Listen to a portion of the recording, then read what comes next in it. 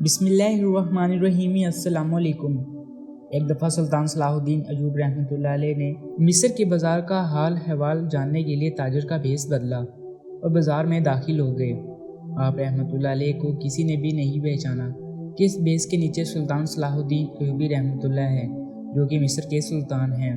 सुल्तान अपनी आंखों से बाज़ार को बड़ी बारीकी से देख रहे थे कि किस तरह के ग्राहक बाज़ार में आ रहे हैं और क्या क्या चीज़ें खरीदो फरोख्त हो रही हैं। बाज़ार में ताजरों के ग्राहकों के साथ कैसा रवैया है और किस किस्म के ग्राहक बाज़ार में ख़रीदारी कर रहे हैं। अभी सुल्तान ये चीज़ें देख ही रहे थे कि आप रहमतुल्लाह अलैह की नज़र एक नौजवान पर पड़ी, जिसको देखकर मालूम होता था कि वो नौजवान जूतों की मरम्मत का काम करता है। कि नौजवान कहाँ जाता है और क्या करता है। वो नौजवान चलते चलते एक दुकान के कोने में जाकर बैठ गए, जहाँ वो मामूल की तरह बैठता और वो जूतों की मरम्मत करता।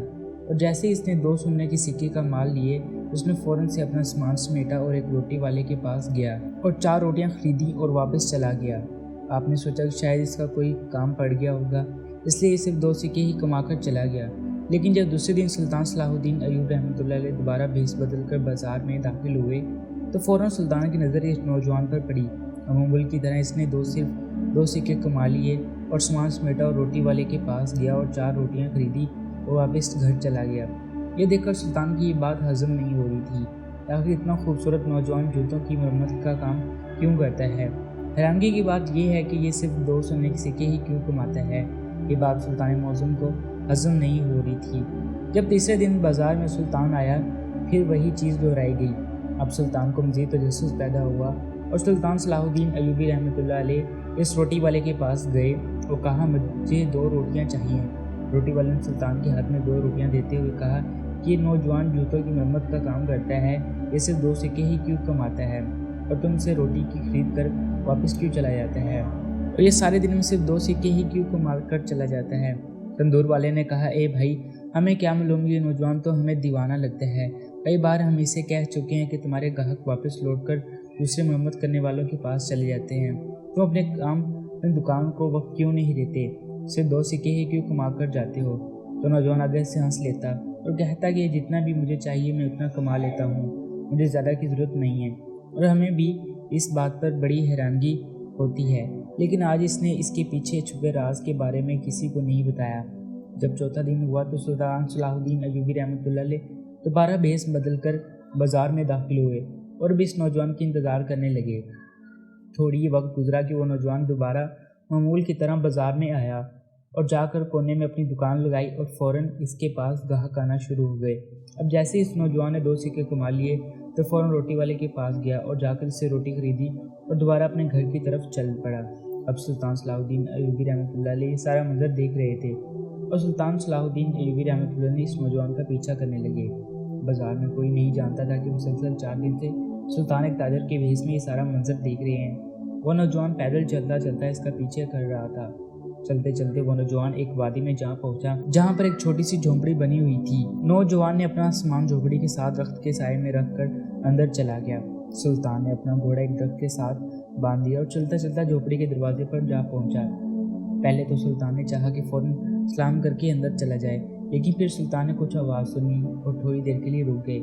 सुल्तान के अंदर से कुछ आवाज़ें सुनाई दे रही थी, तो सुल्तान ने झोंपड़ी से एक सुराख के जरिए देखने लगा कि अंदर कौन है और ये नौजवान सिर्फ 2 सिक्के कमाकर रोटी खरीदकर वापस क्यों चला जाता है। जैसे ही सुल्तान ने झोंपड़ी के अंदर झांक कर देखा तो सुल्तान चंद लम्हों के लिए साकित हो गए, क्योंकि सुल्तान ने देखा कि इस नौजवान ने एक बर्तन में 2 रोटियां रखी और फिर झोंपड़ी में लेटे हुए बुजुर्ग और बूढ़ी औरत के हाथ मुँह धुलाए। हाथ में मुँह धुलाने के बाद इस नौजवान ने अपने हाथ से इनको खाना खिलाना शुरू कर दिया।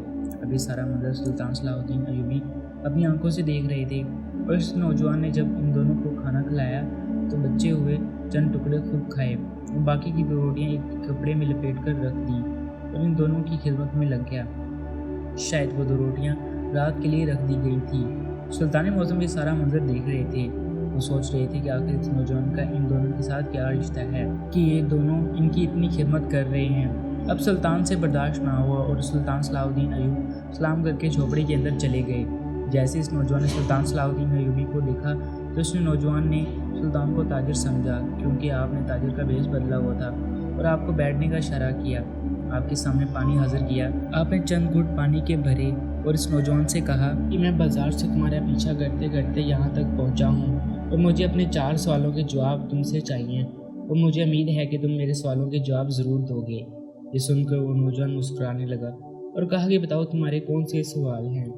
सिर्फ तुम दिन में 2 सिक्के ही क्यों कमाते हो कि अगर तुम चाहो तो दिन में कई गुना से ज़्यादा कमा सकते हो और एक दिन तुम बहुत बड़े दौलतमंद आदमी बन सकते हो।